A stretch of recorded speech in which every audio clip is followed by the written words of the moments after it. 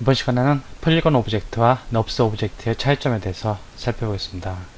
먼저 폴리곤 오브젝트에서 얘를 스피어를 하나 추가해 주겠습니다. W키를 누르고 좀 이동시켜주고, 그리고 그 옆에다가 넙스 서피스에서 똑같은 넙스 스피어를 추가해 주겠습니다.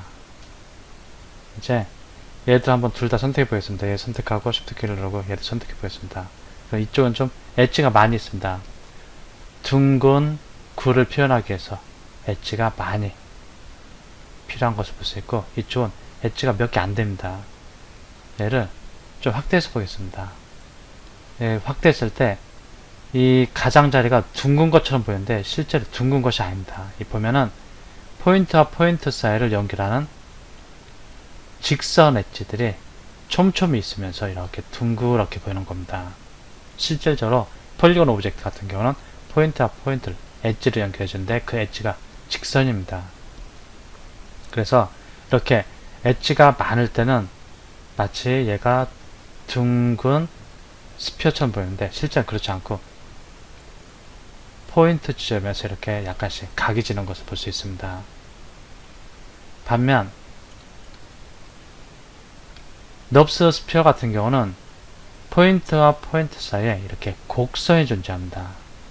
그래갖고 실제로 보면 이렇게 매우 둥근 형태를 볼 수 있습니다. 지금은 해상도를 거칠게 보이기 때문에 약간 이렇게 거칠어 보이는데 실질적으로 얘는 깔끔하게 아주 부드러운 외형을 가지게 됩니다. 그리고 폴리곤 오브젝트 같은 경우는 마우스 오른쪽 버튼 클릭해보면 오브젝트 모드가 있고, 이 폴리곤 오브젝트를 구성하는 컴포넌트로 버텍스, 엣지, 이 페이스를 가지고 주로 이 오브젝트를 편집하게 됩니다. 그런데 이 넙스 오브젝트 같은 경우 마우스 오른쪽 버튼 클릭하겠습니다. 이 오브젝트 모드가 있고, 이 컨트롤 버텍스와 헐이라는 컴포넌트를 가지고 주로 오브젝트를 편집하게 됩니다. 넙스 오브젝트 선택하고 마우스 오른쪽 버튼 클릭합니다. 그리고 컨트롤 버텍스를 선택하겠습니다. 그리고 얘들을 버텍스, 이 분홍색 점들을 클릭하면 이렇게 선택되는 것을 볼 수 있습니다. 보통 이 버텍스들을 선택해갖고 이런 식으로,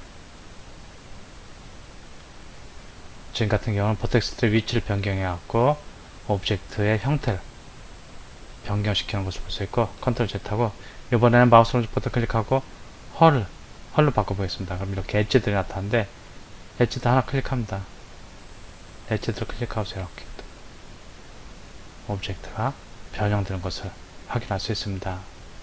컨트롤 Z하고 또 이것뿐만이 아니고 얘들을 마우스 오른쪽 버튼 클릭하고 오브젝트 모드, 여기 클릭했을 때 이쪽에서 관련된 옵션을 변경할 수 있듯이 얘도 넙스 오브젝트도 선택하면 여기 히스토리 쪽에서 채널 박스에서 히스토리를 수정할 수 있습니다.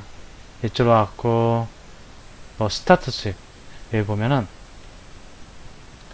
엣지가 조금 두꺼운 것이 있습니다. 다른 것보다 여기 보면 여기가 조금 두꺼운데 이 부분이, 스타트 스윕을 이렇게 조절해 주겠습니다. 그럼 이렇게 벌어지는 것을 확인할 수 있습니다. 여기 선택하고 마우스 가운데 버튼 클릭하고 이렇게 네, 클릭하고 이렇게 여기가 벌어지는 것을 확인할 수 있습니다. 0 이렇게 360도. 그리고 섹션 같은 경우 섹션을 조절할 수 있고, 스팬 같은 거도 이렇게 조절할 수 있습니다.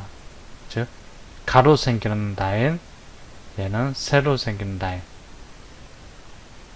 이렇게 조절이 가능합니다.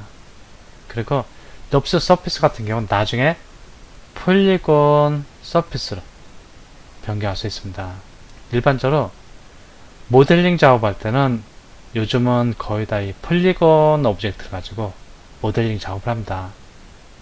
물론 폴리곤 오브젝트가 항상 넙스 오브젝트보다 좋은 건 아니지만 대체로 모델링 작업할 때 추세가 폴리곤 오브젝트 가지고 모델링을 하게 되는데 캐릭터와 같은 경우 특수한 경우에는 좀 부드러운 유기체 등을 만들 때는 넙스 오브젝트가 편리할 때도 있습니다. 그리고 이 넙스 오브젝트는 언제든지 또 폴리곤 오브젝트로 변경할 수 있으니까 필요에 따라서 적당히 유기체 같은 부드러운 오브젝트들을 모델링하다 필요하면 바로 폴리곤 오브젝트로 변경해서 작업할 수 있습니다.